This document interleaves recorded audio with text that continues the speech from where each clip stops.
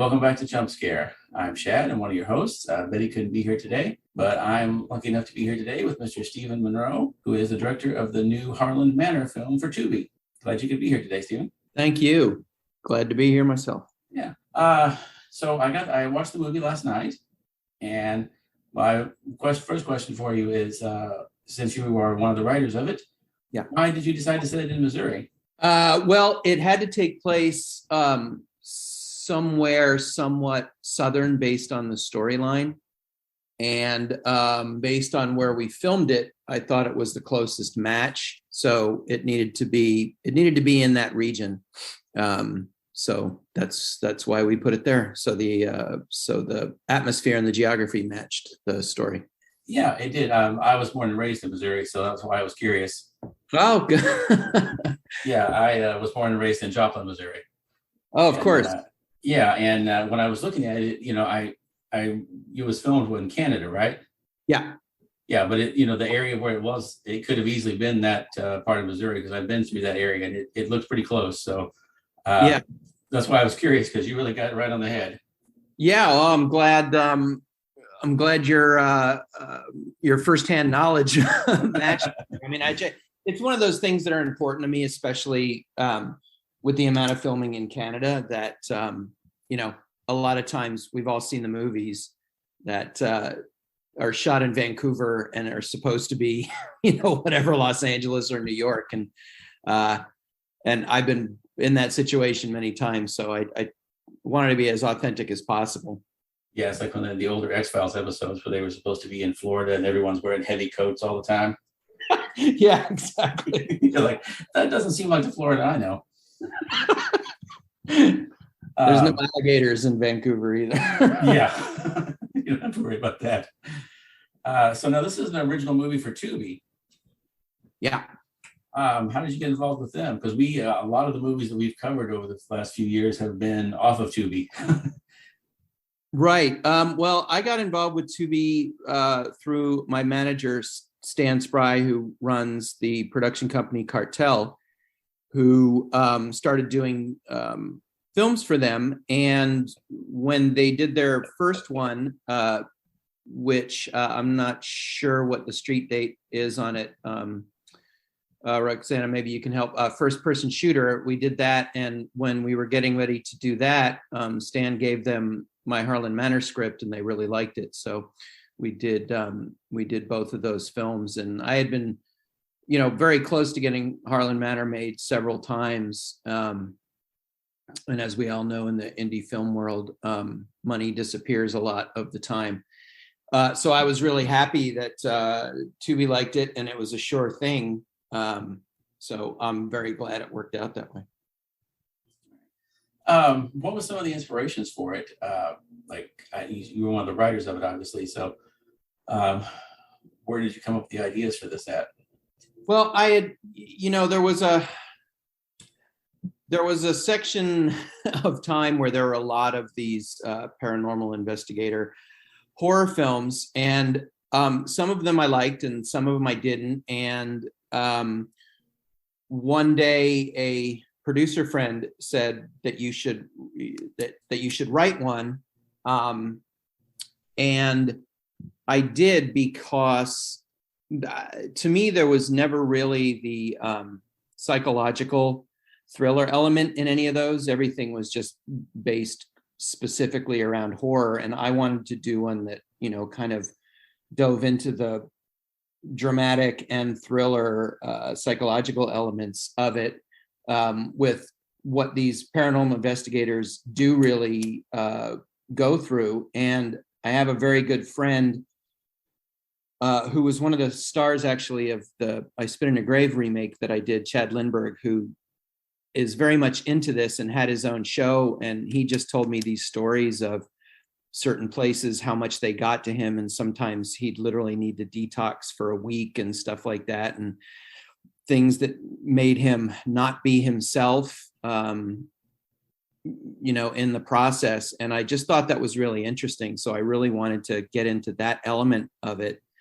And then the co-writer, John Thaddeus, came up with this really interesting storyline that was based on fact of these types of like women's medical facilities in the turn of the century in the South and the Midwest, where secretly, generally it was white women with money who were married who would go there so nobody would find out what was going on with them mentally, and also they would perform abortions there in secret. And I just thought it was quite a fascinating piece of history to mold into some of the entities and that would be in this place and what they had gone through and what was done to them and stuff like that. So it was kind of a combo of both of those, both of those things I just explained that made me go, it's one of those things. I don't care that there's been a lot done in this genre like this. Let's do something different with it. Yeah, there's always room for more. Just because there's been other films, that doesn't mean there can't be more good ones. Yeah, exactly. And some horror fans think the way you just mentioned, and others don't. And I've said this throughout my career many times. You can't make everyone happy. You just got to do what, do your best and do what you feel good about, and roll the dice and hope that people appreciate the project. I did like the aspect of the movie where, like you said, they show like the effects of being inside the manor and how it affects the different psychics.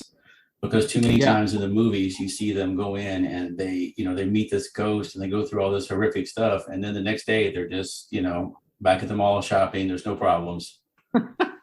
Yeah, exactly. And that was one of the funnest elements of it for me as a director, because you're not just telling your actors, oh, this is where you're scared and this is where you get killed and this is that. You're actually dealing with a dramatic element of filmmaking, which I always try and bring into the fold with horror, because I've always felt that the best horror films have dramatic elements to them. Yeah, if it's all just blood and gore, you kind of lose something. Yeah, exactly. Now, you've written and directed quite a few movies, but you've also just been a director on the films. Do you find it's easier when you've also written it, or does it affect you one way or the other? No, I think, I guess I would say that I consider myself a director that writes, not a writer-director. I think there's a big difference between the two. A lot of writer-directors are much more writers than they are directors, and I'm much more a director than I am a writer. So to me, once I sign on to anything, whether my name's on the screenplay or not, I will always give it my all, and don't think differently. I guess the plus is when you have to change things on the fly, which you do, it's easier when you've written it also, because you're just you're so much more familiar with it than other projects. Yeah, you don't have to consult anyone but yourself. Sometimes, yeah. Look, there's always someone to consult. The myth of the director is just that. It's a myth, and I'm always constantly explaining to people who think directors just go out there and do whatever they want. I'm like, yeah, there's a very small handful of those people. The rest of us all have people to answer to, and that's why I try and explain to people politely. Sometimes you can't always rip a director's head off for everything. There's a lot of things he's not responsible for, but has to answer to. So I always throw that out there, because I think some people get a bad rap sometimes for stuff that had nothing to do with them. Yeah, they just kind of had it dictated to them. Yeah, exactly. Yeah. Yep. Now, what was it like filming in the location there? It looked pretty intimidating. I had shot some other films in Winnipeg over the years, including another horror film in 2015. And I had driven past this location many times because it's not a very big city. Um, and it's actually known to have been haunted, which, never really hurts when you care about authenticity. And there were a few crew members that got creeped out, and a few kind of strange things did happen. Once we hit the ground running, I was so absorbed in everything, with getting the movie shot, that I didn't notice anything. But the first time we went in there to scout, and I've never had this happen in my life, my iPhone completely froze when I was trying to make a phone call to my wife, actually. And it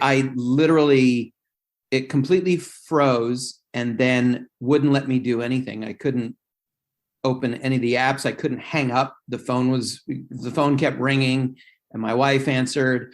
And then finally she hung up. And the only thing that the phone would let me do was call 911, the emergency SOS thing. Yeah. So, and that wasn't really an option, because I couldn't really do that. Couldn't even turn the phone off. I tried to fully turn the phone off. It wouldn't do it. And then it dialed the emergency SOS itself. And I had to explain to the 911 operator that it was a mistake. And then we literally had to open the phone up and take my SIM card out to get it to turn off and reset. And I've literally never had that happen to any phone anywhere. It was really weird. And there were 2 or 3 people right there with me that couldn't believe it either. It was, that was the first sign to me that there's something in there, because, we all know these entities do tend to mess with electronics. So that was the first clue. But once we got started, I was, I was too focused on other things. But there are a few crew members that didn't want to go into certain areas and stuff like that. What is the location there? I know you say in the movie it's like a hospital / dormitory, but is that what it actually was? Or yeah, it was. So it was the building that was the manor, was the actual residence. It actually fully fit the story. So it was turn of the century. It was built, and it was the residence that they used some of the rooms. It was a children's hospital, and then in the mid 1940s, they built the actual hospital, the full hospital wing onto it, but then they kept that as the main doctor's residence there. So it was kind of exactly what fit into the story. The only thing I added was the pieces, the dialogue about the tunnel underneath, because there was a tunnel there that went from the house into the hospital. And I just thought that fit the story perfectly with what that evil doctor, Dr. Harland, was up to, going back and forth from the hospital to his residence there. So it fit really well. So it was literally, the only difference was it wasn't a woman's hospital, but it was a children's hospital. Wow, that really worked out well. Yeah, it did. It really did work it. And it really helped for the actors too, to really, get into it. I know that can be an eye roll for people, actors and all their crap, but it really, to me, those little details are important to actors and their performances. Well, yeah, people, like you said, they'll roll their eyes at actors over stuff like that. But, it's not as easy as you think to just pretend like you're scared of a tennis ball on a stick or whatever it is that you've got standing in for some kind of special effect or something like that. You actually have to have some skill to make that look believable. You do. And every actor has a different system or method of how they get there. The 3 leads in this movie, all were very similar and just could go in and out of stuff, really quick. So it was a very smooth running system with them that I had, and just the script and the atmosphere really did it for them. And I always say, when you cast correctly, it's what Hitchcock said: 80% of your work as a director is done once you've cast properly. and then you're just there for support and little tidbits and morsels, as I say, in between takes of try this and try that. And, it's acting is a hard gig, and people do roll their eyes at actors and their method and all that, but also those are generally the same people that want to see good acting, So yeah, they kind of want the best of both worlds there. They want them to not have any kind of process, but somehow, everything's always going to be perfect. Yeah, exactly. I don't know how they think that's going to work exactly. I don't know. I just think some people like to be angry. That's all. Yeah, I've noticed that. We've experienced that here with some people that just leave comments on our posts and things, like they were just very angry because we liked or didn't like a movie. Like, in the end, guys, it's just a movie. We don't have to fight over it, I know. I mean, I can't even repeat some of the things that have been said to me or sent to me or posted over the years, even to the point where I had the FBI contact me once. It was so bad. Wow. Yeah. Now you've worked a lot in horror movies over the years, but you've also worked in a lot of directing Christmas movies. Yeah, well, it's like I said, I come from a film family. So, like I was saying, I love to work, and I consider myself a working director who loves movies, not just one genre. And I like to, I like to try every genre. And one day, oddly enough, after doing some very R-rated horror films, I stumbled into directing a romantic comedy. And then suddenly, for several years, I was getting called over and over again, which timed out, well for me, because I kind of stepped away from horror for a bit, because after I did the two I Spit in Your Grave films, the remake and then the sequel, I was just getting a lot of really, really, really bad scripts. And that can be dangerous if you're kind of considered a certain genre director. And then suddenly you do a couple of well-received films, and then suddenly you do a bunch of garbage after that. It can be a little deadly. And it was burning me out. The scripts I was reading were just really bad. So, I said, hey, if I can do some of this and have fun, and they have their challenges also, it's like, it's not like they're easy just because they're Christmas movies and rom-coms and stuff like that. So it was a nice change of pace for me for a while, and again, I'm not the type of person that goes, well, I'm just not going to work until the right script comes around.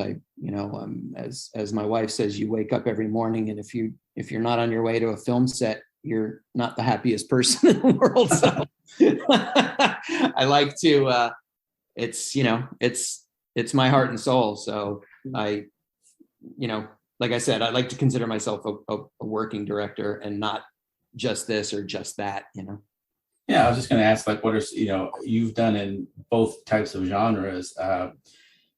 Is it kind of relaxing after the horror movies to kind of go into something a little lighter and not as intense as, like, I Spit on Your Grave and I Spit on Your Grave too?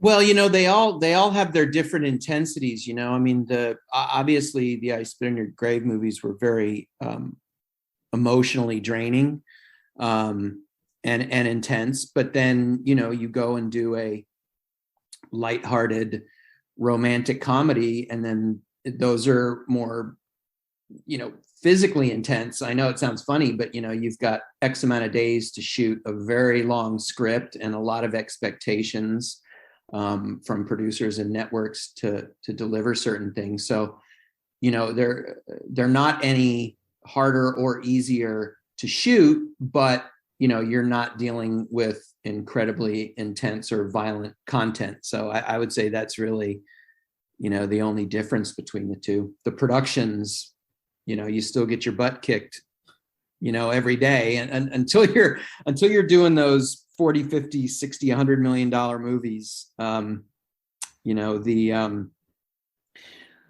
it's not a fairy tale like people think it is. It's not glamorous like people think it is. So, they all have their big challenges. Yeah, you've worked on a lot of stuff over the years. When I was looking at all your filmography, I realized I've seen a lot of your movies, like Sasquatch Mountain. That was the Sci-Fi Channel title. It was actually called Devil on the Mountain, and there's dialogue in the movie about it. And then I do remember that, thinking that you hear the title change on a lot of these things. And yeah, I remember that one. I had actually met Lance Henriksen at a convention, and he was talking about that film. I love shortly after it came out. And so yeah, I'd seen that one. And of course, they asked it on your graves. But I see you have worked on a lot of things over the years, everything from the Sledgehammer TV series, which I grew up watching, to Babylon 5. And you've had a lot of varied jobs over the years in film and a lot of different kinds. So I think that helps you. I mean, do you think that helps you out, like with, being able to go between the different genres so easily? Yeah. I mean, look, my father was a cameraman and my mother produced and directed theater. And when I was 8 years old, I told my dad I wanted to be a director, and he got me a Super 8 camera, and I started making my own movies. And after I graduated high school, I said, I'm going to go out there and be a director. And he said, well, what you're going to do first is you're going to learn every job on the set, and you're going to, at least master a couple of them before you start directing. Times have changed now. People just raise their hand and say, oh, I want to be a director. And suddenly they're directing now. Where I came from, you had to not only work your way up, you had to prove yourself. And if you didn't know all the jobs on the set, you weren't respected by the crew once you were at the helm. So, it does help, I think, for sure, bouncing around with genres, but it also helps for me to get things done more efficiently on set, because, I know what each department is doing, or what they're supposed to be doing, or what they're not doing when they should be. That does help. Yeah. And I went through, I spent 12 years in the camera department, because to me, that was where my father was, but he was a career, cameraman, camera operator. But I wanted to be there because, in those days, the focus puller and the operator, they were right there, right next to the director, right next to the actors. So, that's where I wanted to be, to observe all that. I didn't want to, just be on set running around doing stuff. I wanted to be right in the middle of all that. So that's why I went through camera, and I stayed in for about 11 years because of what my father said to me, and then started rolling the dice on directing at that point. But I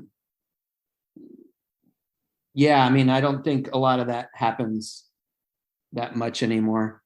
I think director in the last couple of years has become the position to just toss to people. And I think Hollywood's paying for that just a little bit sometimes. Yeah, I can agree with you on that one. How do you feel it's changed from going, like, obviously when you started, everything was shot on film.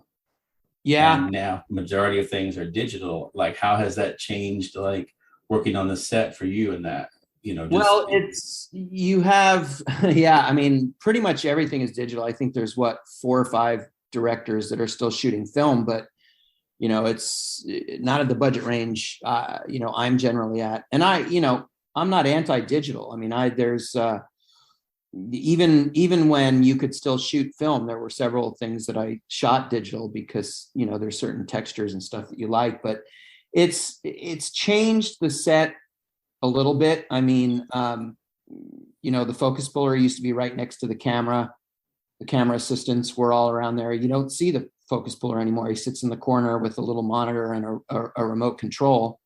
So on set, the digital has changed like that. I still treat it like I'm shooting film. A lot of directors will just roll and keep rolling because they don't have the fear of, running out of film like you used to when you had the film magazines. I still treat it like that. I'm always telling the assistant directors, when I say cut, we got to cut. A lot of times I'll say cut and everyone yells, still rolling because it's digital. And I don't like that because people have to sit through the dailies. The execs have to sit through the dailies. The editors got to sift through the dailies.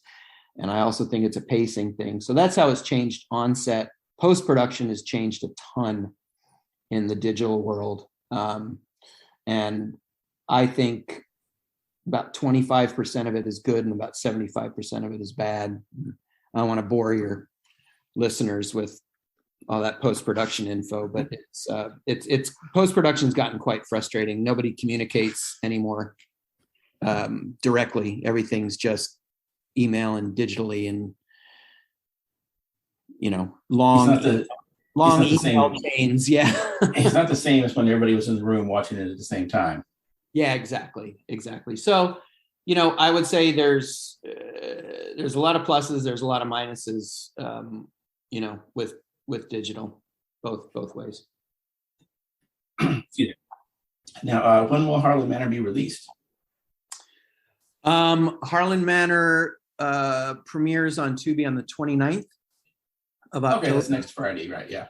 Yes, next Friday. Yeah. Yep. And I'm pretty excited. I think it's the first horror film that I've directed that I'm going to let my kids see, because they're only 10 and 13. So they're excited to watch it. There's no way in the world they could have watched any of the yeah, sure, or some of the other ones. But so they're excited because they used to watch all the ghost hunting shows and all that, and so that'll be nice. And I hope everyone likes it. I'd say I'm happy with it, but anyone that knows me knows that I'm never 100% happy. But I think that's called directoritis, is what I call it. But I hope everyone's happy, because I think it's pretty cool. What's up next for you? I just in post-production on another horror film for Tubi called Unborn, which is like a Rosemary's Baby type horror thriller. And we just wrapped that, and I'm editing right now. All right. Well, thank you for taking the time to come and talk to us today. We appreciate this, and we will be looking forward to Harland Manor. Thank you, Shad. I appreciate it. No problem. Thank you. And for our listeners, stay tuned to the horror.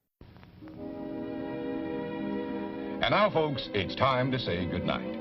We sincerely appreciate your patronage and hope we've succeeded in bringing you an enjoyable evening of entertainment. Please drive home carefully and come back again soon. Good night.